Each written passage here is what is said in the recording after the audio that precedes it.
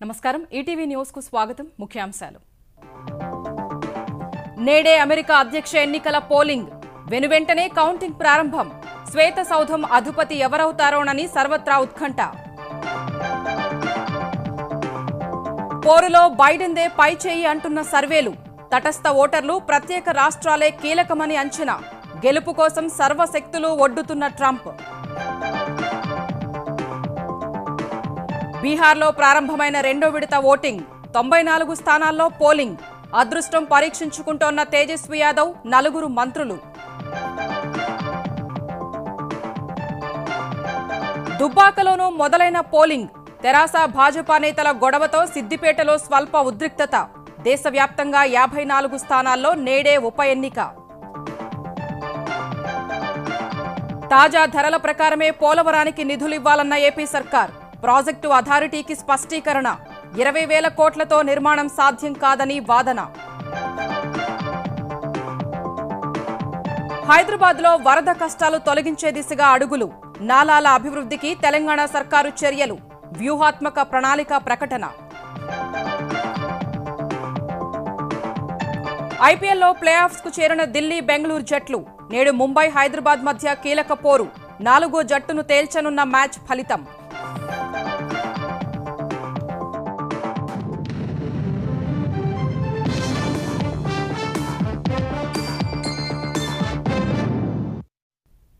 రెండు 2020లో కరోనా తర్వాత ప్రపంచవ్యాప్తంగా అందరి దృష్టిని ఆకర్షించిన అమెరికా అధ్యక్ష ఎన్నికల్లో ఓటర్లు రెండోసారి ట్రంప్ను ఎన్నుకుంటారా లేక మార్పునకు జై కొడతారా అనేది మరికొద్ది గంటల్లో తేలిపోనుంది. ఇవాళ అమెరికా అధ్యక్ష ఎన్నికల పోలింగ్ జరగనుండగా వెనువెంటనే ఓట్ల లెక్కింపు జరగనుంది. ఇప్పటికే పోస్టల్ ముందస్తు బ్యాలెట్ ద్వారా దాదాపు సగం మంది ఓటు హక్కు వినియోగించుకున్నారు. ఎన్నడూ లేనంతగా అమెరికా అధ్యక్ష ఎన్నికలు ఈసారి దేశీయంగానే కాకుండా అంతర్జాతీయంగానూ ఎంతో ఆసక్తి రేకెత్తిస్తున్నాయి. అమెరికాలో ఇంత ఉద్వేగభరితమైన ఎన్నిక సమకాలీన రాజకీయ చరిత్రలో లేదు. అమెరికా ప్రజల మధ్య విభజన రేఖలు, ఉద్వేగాలు కూడా ఇంత తీవ్రంగా ఎన్నడూ లేవని విశ్లేషకులు చెబుతున్నారు. ఓవైపు కరోనా విజృంభిస్తూ ప్రజల ప్రాణాలను బలి తీసుకుంటుంటే మరోవైపు అమెరికా ప్రజానీకం తమ భవితవ్యాన్ని తేల్చుకునే దిశగా ఓటు వేస్తోంది. డొనాల్డ్ ట్రంప్, జో బైడెన్ల పోరు కేవలం అమెరికా భవితవ్యాన్నే కాకుండా ప్రపంచ గమనాన్ని మార్చే అవకాశం ఉన్న నేపథ్యంలో ఇవాళ జరిగే ఎన్నికపై అందరి చూపు కేంద్రీకృతమైంది. ఏ సర్వే చూసినా డెమోక్రట్ అభ్యర్థి జో బైడెన్ కి ఆధిక్యం కనిపిస్తుండగా కీలకమైన స్వింగ్ రాష్ట్రాల్లో 1-2 చోట్ల తప్ప అన్నింటిలో ముందంజలో ఉన్నారు. అయితే సర్వేలతో నీరసించిపోకుండా ట్రంప్ శిబిరం తమ ప్రయత్నాలను ఇంకా ముమ్మరం చేసింది. చివరి నిమిషం దాకా తమ ఆధిక్యాన్ని పెంచుకోవటానికి చాప కింద నీరులా రిపబ్లికన్లు అన్ని ఎత్తులు వేస్తున్నారు. గ్రామీణంలోనే కాకుండా పట్టణాల్లోనూ శ్వేత జాతీయుల ఓట్లే ట్రంప్నకు బలం కాగా వాటిల్లోనూ పురుషులు అత్యధిక సంఖ్యలో ట్రంప్నకు మొగ్గు చూపుతున్నట్లు సర్వేలు తెలుపుతున్నాయి. వీటిని కాపాడుకుంటూనే నల్ల జాతీయులు, మహిళలు, హిస్పానిక్ ఓటర్లను కూడా సాధ్యమైనంత మేర ఆకర్షించడానికి ట్రంప్ ప్రయత్నాలు చేస్తున్నారు. బైడెన్ వర్గం ముందస్తు ఓటింగ్ చూసి సంబరపడిపోతుంటే ఓటర్లలో ఇప్పటి వరకు పోలింగ్ కేంద్రానికి రాని వారిని రప్పించడంపై ట్రంప్ వర్గం దృష్టి సారిస్తోంది. మహిళల్లోనూ చాలా మంది బైడెన్ తో పోల్చుకుంటే ట్రంప్ నిర్మోహమాట వైఖరిని ఆమోదిస్తున్నట్లు కొన్ని సర్వేలు చెబుతున్నాయి. 1997 తర్వాత పుట్టిన వారు ఈసారి అమెరికా ఓటర్లలో ఎక్కువగా ఉన్నారు. అర్హులైన ఓటర్లలో వీరు 37% దాకా ఉన్నట్లు గణాంకాలు చెబుతున్నాయి. కొత్త తరం ఓటర్లు స్వేచ్ఛాభావాలు కలవారు కాబట్టి తప్పకుండా తమకే ఓటు వేస్తారని డెమోక్రాట్లు నమ్ముతున్నారు. అయితే వీరిలో ఎంతమంది ఓటింగ్ పట్ల ఆసక్తి చూపుతారన్నది వేచి చూడాలి. అటు పోలింగ్ రోజున ఓటుకు తప్పకుండా రావాలని ఇప్పటికే ట్రంప్ తన మద్దతుదారులకు పిలుపునిచ్చారు. అమెరికాలో గత 100 ఏళ్లలో 60% పైగా ఓటర్లు ఓటు హక్కును వినియోగించుకున్న సందర్భాలు 4 సార్లు మాత్రమే. పోస్టల్ ముందస్తు ఓటింగ్ కు వెల్లువెత్తినట్లే ఇవాల్టి ఓటింగ్ కూడా ఓటర్లు వస్తే అమెరికాలో అది రికార్డే కాకుండా ఫలితాన్ని కూడా మలిచే అవకాశం ఉంది. కరోనా మహమ్మారి నేపథ్యంలో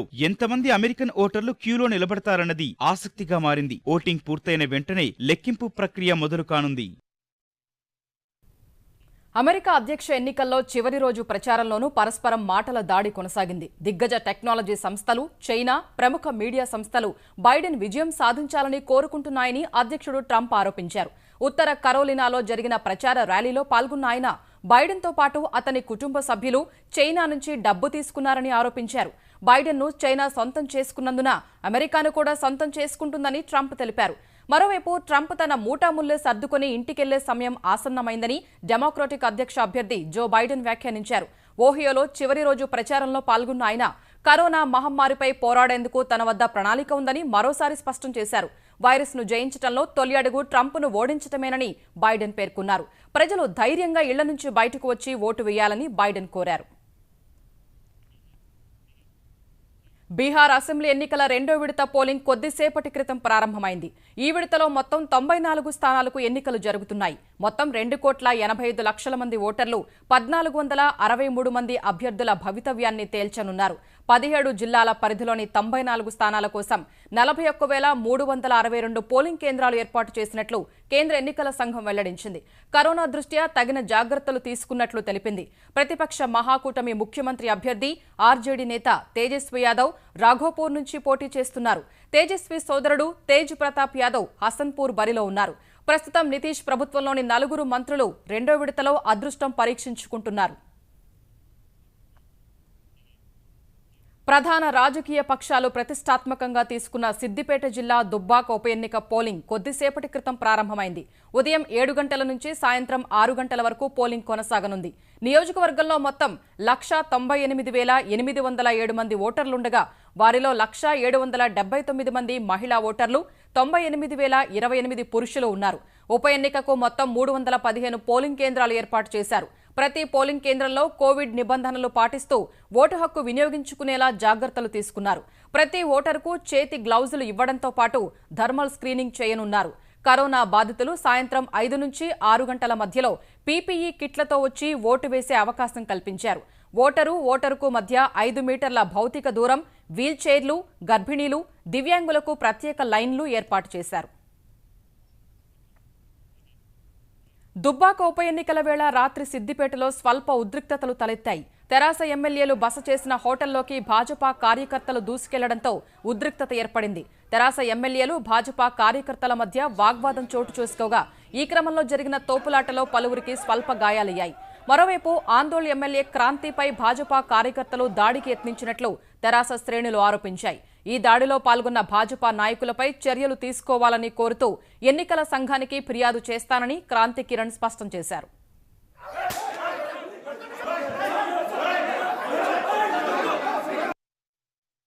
ఇది వాళ్ళు పథకం ప్రకారం ఓడిపోతారు. వాళ్ళకు డిపాజిట్ దక్కే పరిస్థితి లేదు. ఇక్కడ అంతా అల్లరి చేయాలి. వాళ్ళ ఎజెండా అంతా ఒకటే, ఇక్కడ అల్లరి సృష్టించాలి, ప్రశాంత వాతావరణాన్ని భగ్నం చేయాలి. ఇదే వాళ్ళ సింగిల్ ఎజెండా. ఆ ఎజెండాకు అనుగుణంగానే ఈ రోజు మా మీద దాడి చేసారు. ఎమ్మెల్యేలకే రక్షణ లేని పరిస్థితి ఉంటే వీళ్ళ సీరియస్ తన మీద చేయబడ్డది, నా మీద చేయబడ్డది. ఇక్కడ వీళ్ళ బీజేపీ వాళ్ళ నుంచి మాకు వీళ్ళను రక్షణ లేకుండా ఉంటే ఇంకా భారతదేశంలో ఉన్న పౌరులకు వీళ్ళు దేశ సరిహద్దులలో ఏ రక్షణ కల్పిస్తారు? బీజేపీ పార్టీ ఎవరైతే బీజేపీ నాయకులు వచ్చారో వాళ్ళందరి మీద చట్టరీత్యా చర్యలు తీసుకోవాలి. మేము తప్పకుండా ఎలక్షన్ కమిషన్ కు ఫిర్యాదు చేస్తాం. తెరాసకు ప్రజల నుంచి వస్తున్న ఆదరణను చూసి ఓర్వలేకే భాజపా నేతలు తమ పార్టీకి చెందిన దళిత ప్రజాప్రతినిధులపై దాడికి దిగారని మంత్రి హరీష్ రావు ఆరోపించారు. భాజపా నేతలు పథకం ప్రకారమే లాడ్జికి వెళ్లి భౌతిక దాడికి దిగారని, ఇది దిగజారుడు రాజకీయానికి నిదర్శనమని ఓ ప్రకటనలో పేర్కొన్నారు. 2 రోజులుగా భాజపా నేతలు దుర్మార్గపు ప్రణాళికలు రచించారని, శాంతి భద్రతలకు విఘాతం కలిగిస్తూ దుశ్చర్యలకు పాల్పడుతున్నారని మండిపడ్డారు. భాజపా నేతల దాడికి 15 నిమిషాల ముందు పోలీసులు తనిఖీలు చేపట్టిన క్రమంలో ఎలాంటి ప్రచార సామాగ్రి దొరకలేదని మంత్రి తెలిపారు. ఎన్నికలు జరిగే నియోజకవర్గం వెలుపల ఎవరైనా ఉండొచ్చన్న హరీష్ రావు అందులో భాగంగానే ఎమ్మెల్యే క్రాంతి కిరణ్ సిద్దిపేటలో ఉంటున్నారని చెప్పారు. ఎమ్మెల్యే ఉంటున్న హోటల్ గదికి వచ్చిన భాజపా నేతలు తనిఖీల పేరిట ఇబ్బంది పెట్టడం దారుణమని మండిపడ్డారు. దుబ్బాక ఉప ఎన్నికలో ఓటమి భయంతో అధికార తెరాస అడ్డదారుల్లో గెలవాలని చూస్తోందని భారతీయ జనతా పార్టీ తెలంగాణ అధ్యక్షుడు బండి సంజయ్ మండిపడ్డారు. అర్ధరాత్రి దుబ్బాక కేంద్రంగా ప్రజాస్వామ్యాన్ని తెరాస సర్కారు ఖూనీ చేసిందని మండిపడ్డ సంజయ్, అధికార పార్టీయే డబ్బులు పంపిణీ చేస్తూ తమపై నిందలు వేయడం దారుణమని వ్యాఖ్యానించారు. ప్రజాబలం లేకపోవడంతో అధికార పార్టీ పైసల బలంతో ఎలాగైనా నెగ్గాలని చూస్తోందన్న బండి, విచ్చలవిడిగా నోట్ల కట్టలతో ఎమ్మెల్యేలు, ఎంపీలు హోటళ్లలో అధికార దుర్వినియోగం చేస్తుంటే పోలీసు యంత్రాంగం నిద్రమత్తులో ఉందా అని ప్రశ్నించారు. ఎన్నికల నిబంధనలు ఉల్లంఘించిన తెరాస నాయకులు క్రాంతి కిరణ్, వేముల వీరేశంపై ఈసీ చర్యలు తీసుకోవాలని డిమాండ్ చేశారు. భాజపా కార్యకర్తలపై దాడి చేసిన వారితో పాటు డబ్బులు పంపిణీ చేస్తున్న వారిని తక్షణమే అరెస్టు చేసి వారిపై క్రిమినల్ కేసులు నమోదు చేయాలని ఓ ప్రకటనలో డిమాండ్ చేశారు. పూర్తి స్వేచ్ఛాయుత వాతావరణంలో ఎన్నికలు జరిగేలా ఈసీ చర్యలు తీసుకోవాలని కోరారు. దుబ్బాకతో పాటు దేశవ్యాప్తంగా 10 రాష్ట్రాల పరిధిలో మొత్తం 54 స్థానాలకు ఉప ఎన్నికలు జరుగుతున్నాయి. మధ్యప్రదేశ్లో 28 స్థానాలు, గుజరాత్లో 8, ఉత్తరప్రదేశ్లో 7, కర్ణాటక, ఒడిశా, జార్ఖండ్, నాగాలాండ్లో 2, ఛత్తీస్గఢ్, హర్యానా ఒక్కో స్థానానికి ఉప ఎన్నికలు జరుగుతున్నాయి. మొత్తం 54 స్థానాల్లో 38 సీట్లు కాంగ్రెస్కు చెందినవి కాగా భాజపాకు చెందిన 8 సీట్లకు ఓటింగ్ జరుగుతోంది. మధ్యప్రదేశ్లో 28 స్థానాలు కీలకంగా మారాయి. అక్కడ 355 మంది అభ్యర్థులు పోటీలో ఉన్నారు. 12 మంది రాష్ట్ర మంత్రులు కూడా బరిలో ఉన్నారు. అక్కడ కాంగ్రెస్లో అంతర్గత కుమ్ములాటల కారణంగా అధికారాన్ని చేజిక్కించుకున్న భాజపా ఈ ఉప ఎన్నికల ద్వారా అధికారాన్ని నిలబెట్టుకోవడమే లక్ష్యంగా పనిచేస్తోంది. 229 స్థానాలు ఉన్న మధ్యప్రదేశ్ అసెంబ్లీలో భాజపాకు 107 మంది బలం ఉండగా సాధారణ మెజార్టీ కోసం తాజా ఉప ఎన్నికల్లో కనీసం 8 సీట్లు గెలవాల్సి ఉంది. మొత్తం 28 సీట్లలో కాంగ్రెస్కు చెందిన సీట్లే 27 ఉండగా వాటిని నిలబెట్టుకోవడమే లక్ష్యంగా ఆ పార్టీ కూడా సర్వశక్తులు ఒడ్డుతోంది. పోలవరం ప్రాజెక్టు నిర్మాణానికి 2017-18 ధరల ప్రకారం నిధులు ఇవ్వాల్సిందేనని ఆంధ్రప్రదేశ్ స్పష్టం చేసింది. ఈ మేరకు కేంద్రానికి సిఫారసు చేయాలని అథారిటీని గట్టిగా కోరింది. కేవలం 20,398 కోట్లు మాత్రమే ఇస్తే నిర్మాణం సాధ్యం కాదని తేల్చి చెప్పింది. హైదరాబాద్లో సోమవారం జరిగిన సమావేశంలో వాడీవేడి చర్చల అనంతరం ఏపీ అధికారుల వాదనతో పోలవరం అథారిటీ సీఈఓ చంద్రశేఖర్ అయ్యర్ ఏకీభవించినట్టు కనిపించిందని ఆ వర్గాలు పేర్కొంటున్నాయి. హైదరాబాద్లో జరిగిన పోలవరం ప్రాజెక్టు అథారిటీ సర్వసభ్య సమావేశంలో ఆంధ్రప్రదేశ్ తన వాదనలు గట్టిగా వినిపించింది. పాత ధరలతో నిర్మాణం సాధ్యం కాదన్న విషయాన్ని కేంద్రానికి స్పష్టం చేయాలని అథారిటీ ఎదుట కుండబద్దలు కొట్టింది. ప్రాజెక్టు నిర్మాణానికి 20,398 కోట్లే ఇవ్వాలన్న కేంద్ర ఆర్థిక శాఖ షరతు వరకు భేటీలో చర్చకు పరిమితమవుదామని అథారిటీ పెద్దలు చెప్పగా తాజా ధరల ప్రకారం నిధులు ఇవ్వాలని కేంద్రానికి అథారిటీ సిఫారసు చేయాల్సిందేనంటూ ఏపీ అధికారులు గట్టిపట్టు పట్టారు. ఈ క్రమంలో కాసేపు ఆసక్తికర చర్చ నడిచింది. చివరకు 2013-14 ధరలకు ఆమోదం తెలియచేస్తూనే 2017-18 ధరల మేరకు అంచనాలు ఆమోదించకపోతే ప్రాజెక్టు నిర్మాణం సాధ్యం కాదని సిఫారసు చేసేందుకు అథారిటీ సానుకూలంగా స్పందించినట్టు తెలుస్తోంది.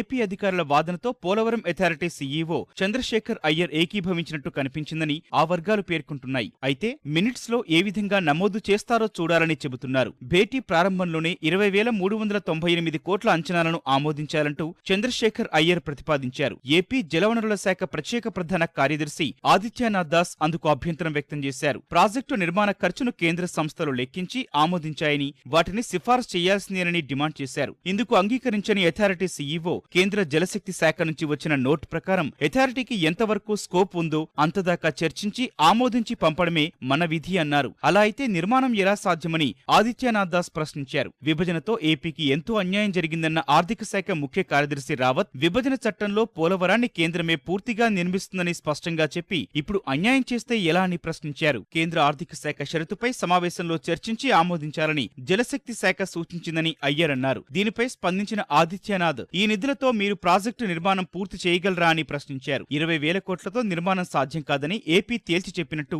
మినిట్స్ లోను పేర్కొనాలని స్పష్టం చేశారు. కేంద్ర జలసంఘం సాంకేతిక సలహా కమిటీ సమావేశం ముందు ప్రతిపాదనలు ఉంచితే 55,548 కోట్లకు ఆమోదించిందని ఈఎన్సీ నారాయణ రెడ్డి అన్నారు. ఆ తర్వాత 47,725 కోట్లకు రివైజ్డ్ కాస్ట్ కమిటీ ఆమోదించిందని, ప్రస్తుతం ఏపీ ప్రభుత్వం ఆ మొత్తానికే జలశక్తి శాఖకు పెట్టుబడి అనుమతిచ్చి ఆ మేర నిధులు ఇవ్వాలని కోరుకుంటోందన్నారు. ఈ వాదనకు అయ్యర్ అభ్యంతరం తెలిపారు. 2017లో కేంద్ర కేబినెట్ ఆమోదించిన నోటు ప్రకారం ముందుకెళ్లాల్సిందే కదా అన్నారు. ఏప్రిల్ 1, 2014 తర్వాత అంచనాలు ధరలు పెరిగినా ఇవ్వబోమని నాడు నోట్లో పేర్కొన్నారని ప్రస్తావించారు. అలాంటి నోట్ ఒకటుందని రాష్ట్ర ప్రభుత్వానికి తెలియదని, అథారిటీకి అలాంటిదేమీ పంపలేదని ఏపీ అధికారులు స్పష్టం చేశారు. పోలవరం పూర్తి వ్యయాన్ని కేంద్రమే భరిస్తుందని కేంద్ర కేబినెట్ ఆమోదించిందని చట్టంలోనూ పేర్కొన్నారని ఆదిత్యనాథ్ దాస్ అన్నారు. పార్లమెంటు చట్టాన్ని కేబినెట్ తీర్మానం ఎలా అధిగమించగలదని ప్రశ్నించారు. అన్ని జాతీయ ప్రాజెక్టులకు ఓ నిబంధన, పోలవరానికి మరొకటి ఏంటని ప్రశ్నించారు. జాతీయ ప్రాజెక్టులకు 3 ఏళ్లకోసారి అంచనాలు సవరిస్తూ ఉంటారన్నారు. పనులు చేసినప్పటి ధరలు ఇవ్వాలి తప్ప పాతవి ఇవ్వడం ఎంతవరకు సమర్థనీయమని ప్రశ్నించారు. దేశంలో ఏ ప్రాజెక్టులోనూ లేని విధంగా పోలవరంలో తాగునీటి విభాగం ఖర్చును ఎలా మినహాయిస్తారని ఆదిత్యనాథ్ దాస్ అడిగారు. విశాఖ అవసరాలకు ఏకంగా 24 టీఎంసీలు లెక్క కట్టారని అథారిటీ సభ్యులు అభ్యంతరం తెలిపారు. తాగునీటి విభాగం కింద జాతీయ ప్రాజెక్టులో ఆ ఖర్చుకు సాయం చేస్తున్నారని, ఇందులో పరిమితి నిబంధన లేదని ఏపీ అధికారులు వాదించారు. మరోవైపు పోలవరం ప్రాజెక్టుకు 2,234 కోట్ల విడుదలకు కేంద్ర ఆర్థిక శాఖ అనుమతించింది. ఏపీ ప్రభుత్వ విన్నపం విస్తృత ప్రజా ప్రయోజనాల దృష్ట్యా ఇంతకు ముందు విధించిన షరతులు సడలిస్తున్నామని ఉత్తర్వులిచ్చింది. ఈ సడలింపు కేవలం ఈ నిధులకే పరిమితమని స్పష్టం చేసింది. పోలవరం ప్రాజెక్టులో అధికార విపక్షాల మధ్య మాటల యుద్ధం కొనసాగుతోంది. తెలుగుదేశం ప్రభుత్వ హయాంలో 18,000 కోట్ల రూపాయలు ఖర్చు పెట్టి 70% పనులు పూర్తి చేసినట్లు చెప్పడం హాస్యాస్పదమని ఆంధ్రప్రదేశ్ నీటిపారుదల శాఖ మంత్రి అనిల్ కుమార్ ఎద్దేవా చేశారు. ఇలా తప్పుడు లెక్కలు చెప్పి ప్రజలను మోసం చేశారని ఆరోపించారు. అయితే పోలవరం పనులు ఈ ఏడాది ఫిబ్రవరి నాటికి 69.54% పూర్తయినట్లు వైకాపా ప్రభుత్వమే కేంద్రానికి ఇచ్చిన నివేదికలో పేర్కొందని మాజీ మంత్రి దేవినేని ఉమామహేశ్వరరావు గుర్తు చేశారు. పోలవరానికి సంబంధించి నేను ఒక మాట్లాడినా 50,000 కోట్లు పోలవరం ప్రాజెక్టు ఖర్చయింది 18,000 కోట్లు. ఎంత పర్సెంటేజ్ అంటే 70% అంటారు. 50,000లో 18 కోట్లతో 30-35% లోపల ఉంటారు కదా, 70. దానికి ఒక ఆయన అన్నాడు వచ్చి, నేను అన్నా నిజమే 70% కానీ నేను నిజంగా ఖర్చు పెట్టనుంటే పోలవరం ప్రాజెక్ట్ మొత్తం మీ సార్ తీసుకుంటాను. దానికి నువ్వు ఎప్పుడు తీసుకుంటావు? నువ్వు ఎప్పుడు 50,000లో 18 33 కదా ఆయన ఎవరు మాట్లాడతాడు? ఇది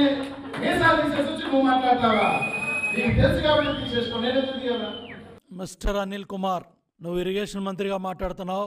కేంద్ర జలవనరుల శాఖ మంత్రి, as reported by government of Andhra Pradesh, the overall progress of the Polavaram irrigation project is 69.54% up to 27 ఫిబ్రవరి 2020. ఇప్పుడేం సమాధానం చెప్తారు? 30% అయిందా? 70% చెప్తున్నారు. దీనికి సమాధానం చెప్పాలి. హైదరాబాద్లో నాలాల అభివృద్ధికి జీహెచ్ఎంసీలో ప్రత్యేక ప్రాజెక్టు విభాగం ఏర్పాటు చేయాలని తెలంగాణ ప్రభుత్వం నిర్ణయించింది. ఈ మేరకు స్ట్రాటజిక్ నాలా డెవలప్మెంట్ ప్రోగ్రాం ఏర్పాటు చేస్తూ ఉత్తర్వులు జారీ చేసింది. కాలనీల్లోకి వర్షపు నీరు చేరేందుకు నాలాలు క్రమంగా కుచించుకుపోవడమే కారణమని అధికారులు ప్రాథమికంగా తేల్చారు. భవిష్యత్తులో పునరావృతం కాకుండా ప్రభుత్వం చర్యలు చేపడుతుందని పురపాలక శాఖ మంత్రి కేటీఆర్ తెలిపారు. నాలాలను అధ్యయనం చేసి వాటి అభివృద్ధికి ప్రభుత్వం చర్యలు తీసుకుంటోందని ప్రకటించారు. ఇందులో భాగంగా గ్రేటర్ పరిధిలోని నాలాల అభివృద్ధికి స్ట్రాటజిక్ నాలా డెవలప్మెంట్ కార్యక్రమాన్ని కొనసాగించేందుకు ఒక కొత్త ప్రాజెక్టు విభాగం ఏర్పాటు చేయాలని కేటీఆర్ అధికారులకు సూచించారు. హైదరాబాద్లోని నాలాలపై అధ్యయనం చేసి అత్యంత సంక్లిష్టంగా ఉన్న చోట్ల నాలాల్ని విస్తృతపరచడం సహా ఆక్రమణల్ని తొలగించేందుకు చర్యలు తీసుకోనున్నట్లు వివరించారు. నాలాలు మాత్రమే కాకుండా ఫీడర్ నాలాలను పరిశీలించి వాటిని అభివృద్ధి చేస్తామని తెలిపారు. సాధ్యమైనంత త్వరగా ఈ కార్యక్రమాలు చేపట్టేందుకు ప్రత్యేక విభాగాన్ని ఏర్పాటు చేస్తున్నట్లు వెల్లడించారు. Hyderabad road development corporation chief ఇంజనీర్గా బాధ్యతలు నిర్వహించిన వసంతను ప్రత్యేక నాలా విభాగానికి సీఈగా నియమించాలని కేటీఆర్ సూచించారు. ఆంధ్రప్రదేశ్లో 7 నెలల తర్వాత ప్రారంభమైన విద్యా సంస్థలకు విద్యార్థుల నుంచి మిశ్రమ స్పందన లభించింది. 99% మేర పాఠశాలలు, కళాశాలలు తెరుచుకోగా 45% లోపే విద్యార్థుల హాజరు నమోదైంది. కంటైన్మెంట్ జోన్లు మినహా మిగతా ప్రాంతాల్లో 9, 10వ తరగతి విద్యార్థులు పాఠశాలలకు పరిమిత సంఖ్యలో హాజరయ్యారు. తొలి రోజు 39% మంది 9వ తరగతి, 44% మంది 10వ తరగతి విద్యార్థులు బడులకు వచ్చారు. 87% ఉపాధ్యాయులు విధులకు హాజరయ్యారు. మొత్తం మీద విద్యార్థుల హాజరు 42%గా నమోదైనట్లు ఏపీ ప్రభుత్వం తెలిపింది. ఇంటర్ 2వ సంవత్సరం తరగతులకు 16.6% మంది విద్యార్థులే హాజరవగా 4,60,722 మందికి 76,658 మంది విద్యార్థులు మాత్రమే తొలి రోజు కళాశాలలకు వచ్చినట్లు వెల్లడించింది. తొలి రోజు ఇంటర్ విద్యార్థుల హాజరు 16%గా నమోదైంది. నెల్లూరు జిల్లా మర్రిపాడు మండలం నందవరం ఏపీ మోడల్ పాఠశాల కాపలాదారు, పాత వెల్లంటి జడ్పీ ఉన్నత పాఠశాలలో 2 విద్యార్థులకు కరోనా పాజిటివ్ వచ్చినట్లు గుర్తించారు. పెన్షన్ డబ్బుల కోసం భార్యను చంపిన ఘటన గుంటూరు జిల్లాలో జరిగింది. అమర్తలూరు మండలం ఎలవర్రు గ్రామానికి చెందిన శామ్యూల్ తన భార్య ఏపరాయమ్మతో విభేదాల కారణంగా కొన్నేళ్లుగా వేరుగా ఉంటున్నాడు. అయితే ఆమెకు నెల నెలా పెన్షన్ డబ్బులు వస్తూ ఉండడం వల్ల శామ్యూల్ పెన్షన్ పొందడానికి అనర్హుడు. ఫలితంగా పెన్షన్ డబ్బుల్లో సగం తనకు ఇవ్వాలని ఇటీవల గొడవ పడుతూ వచ్చాడు.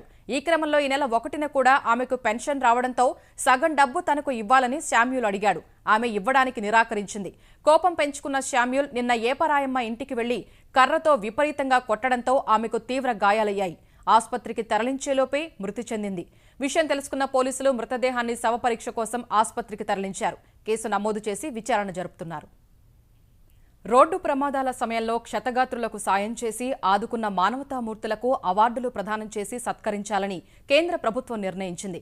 ఆపద సమయంలో బాధితులకు మరింత సాయం చేసేలా ప్రోత్సహించేందుకు ఈ కొత్త విధానం ప్రవేశపెట్టినట్లు కేంద్ర ఉపరితల రవాణా శాఖ పేర్కొంది.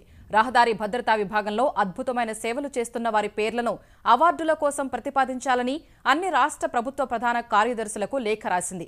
ఇకపై ఏటా ఇలా సాయం చేసిన వారికి ప్రతి రాష్ట్రం నుంచి 1, 2, 3 అవార్డులు, ధృవీకరణ పత్రాలు అందించనున్నట్లు వివరించింది. రాష్ట్రాల రవాణా శాఖలో ఈ అవార్డుల కోసం నామినేషన్లు పంపాల్సి ఉంటుంది. ఇందులో తొలి బహుమతికి 5 లక్షలు, రెండో బహుమతికి 2 లక్షలు, మూడో బహుమతికి ₹1,00,000 అందిస్తారు. తెలంగాణ ప్రభుత్వం త్వరలో ఆదర్శవంతమైన క్రీడా పాలసీ తీసుకొస్తుందని ఐటీ పరిశ్రమల శాఖ మంత్రి కేటీఆర్ తెలిపారు. రంగారెడ్డి జిల్లా మొయినాబాద్లో బ్యాడ్మింటన్ క్రీడాకారిణి Gutta Jwala academy of excellence ను క్రీడా శాఖ మంత్రి శ్రీనివాస్ గౌడ్తో కలిసి ప్రారంభించారు. జ్వాల వంటి ఛాంపియన్లు మరింత మంది తయారు కావాలని ఆకాంక్షించిన కేటీఆర్ భవిష్యత్తులో గుత్తా జ్వాల అకాడమీతో స్పోర్ట్ అథారిటీ కలిసి పనిచేస్తోందని తెలిపారు. గ్రామీణ ప్రాంతాల్లోని వారికి శిక్షణ ఇచ్చేలా ప్రణాళికలు రూపొందిస్తున్నట్లు వెల్లడించిన మంత్రి సిఎస్ఐఆర్ నిధులను క్రీడాభివృద్ధి కోసం ఉపయోగించాలని అభిప్రాయపడ్డారు. అన్ని పాలసీల మాదిరిగా దేశానికి మార్గదర్శకంగా మన క్రీడా పాలసీ కూడా ఉండాలని చెప్పి మనస్ఫూర్తిగా కోరుకుంటూ కేవలం ఛాంపియన్స్నే కాదు, ఛాంపియన్స్ వెనుక ఉన్న కోచెస్ని, వారి వెనుక ఉన్న ట్రైనింగ్ స్టాఫ్ని కూడా గుర్తించి గౌరవించి వారిని ఇక్కడ తీసుకొచ్చినప్పుడే ఇట్లాంటి ఛాంపియన్స్ని ప్రొడ్యూస్ చేసే ఫ్యాక్టరీస్ మరిన్ని తయారవుతాయని చెప్పి కూడా బలంగా విశ్వసిస్తూ భవిష్యత్తులో తెలంగాణని క్రీడల్లో కూడా ఒక అగ్రభాగాన ఉంచేదానికి అందరం సమిష్టిగా కలిసికట్టుగా నడిస్తే తప్పకుండా సాధ్యం అవుతుంది. జ్వాలా గారికి ఈ అకాడమీని రన్ చేయడానికి డెఫినెట్గా sports authority of Telangana needs to partner with her. Sports authority of Telangana needs to work closely with her. ETV news సమాప్తం. నమస్కారం.